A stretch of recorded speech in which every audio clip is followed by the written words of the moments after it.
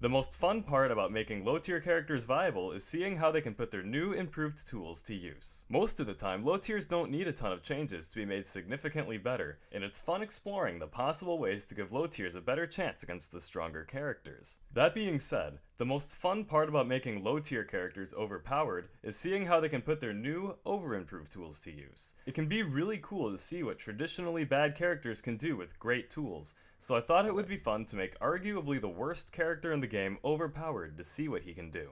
When we made Mewtwo overpowered, we focused on improving his existing options. When we made Luigi overpowered, we gave him more immediate access to his tools, which worked out well for him because his kit in vanilla melee is already reasonably good. This time, when we make Kirby overpowered, we're going to do a bit of both. To break Kirby, we have to improve his existing options and then give him more access to them. Now we don't actually have to buff his existing options too much because he actually has a ton of decent stuff.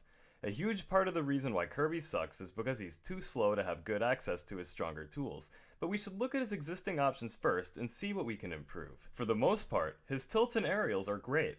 However, his throws and specials kinda suck. His smashes are decent, but they're not particularly good.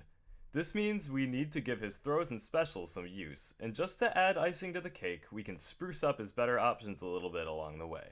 Then we can make his kit more accessible and versatile, and we'll have a complete overpowered character. So let's start by buffing his worst tools. Kirby's Side B is a terrible move on the ground, and it's one of the worst moves in the game in the air. On the ground, it takes forever to come out, has a lot of ending lag, and doesn't have the best knockback. In the air, it really doesn't do much of anything. So let's make his Side B act more like he's actually hitting an opponent with a giant hammer. On the ground, we'll make the hammer hitboxes come out 5 frames earlier, deal 6% more damage unstaled, and deal more knockback. In the air, we'll double the size of the hitboxes so the move can actually hit for once, and give the move more base knockback so when it does hit, it actually does something. Now let's move on to his Up B. We're not going to do anything drastic here. Sure, his recovery is terrible, but that's less due to his Up B and more to his air mobility, which we'll touch on later. Since we don't need to fix his recovery, let's focus on making Up B a little more useful for attacking. The hitboxes will be adjusted to deal 4% damage instead of just 2%, and the move will be a spike instead of a meteor smash so Kirby has a nice, flashy edgeguarding tool. Last but not least, let's look at his Down B. To give him faster access to his other tools, we're going to make him come out of Down B 3 times faster. That way, if Down B actually hits, Kirby will be able to follow up.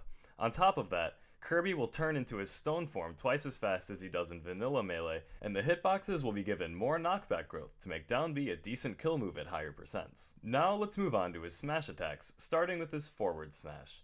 We'll give the strong hit better base knockback and knockback growth so it actually sends the opponent somewhere, and we'll make the move send the opponent at a shallower angle so that when the move does send the opponent somewhere, they'll be in pretty bad shape.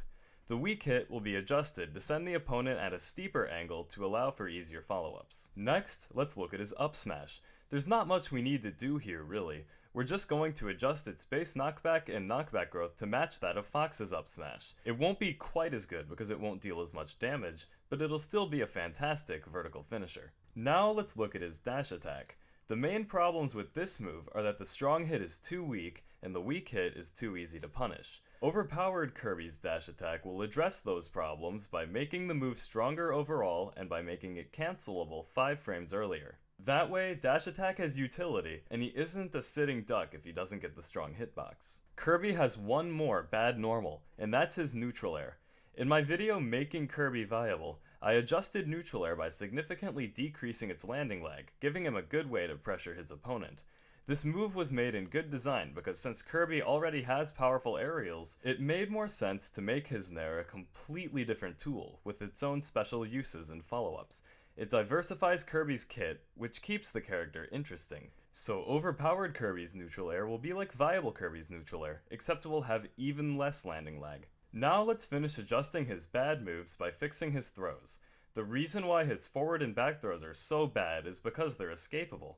Forward and back throws send Kirby off the stage when you use them near the ledge, and since the opponent can escape them, Kirby's often sent plummeting to his death alone.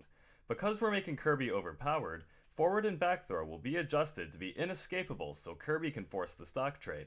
Now that we've given his bad option some utility, let's look at his better tools. Let's start off with his aerials. His forward air is reasonably good, but it's pretty slow. Overpowered Kirby's forward air will be far faster, so all the hits actually connect and he can reliably follow up. Down air's hitbox will come out 6 frames earlier, the move will be given 6 frames less landing lag, and every hit will be a spike instead of a meteor. This will make his down air a very powerful and scary offstage tool. Now let's finish changing his normals by adjusting his tilts. His tilts are already very good, so we don't need to make them stronger or anything like that. Instead, let's focus on giving him more immediate access to his follow-up options. We're going to do that by making his tilts cancelable 10 frames earlier. Now let's finish his moveset by changing his neutral B.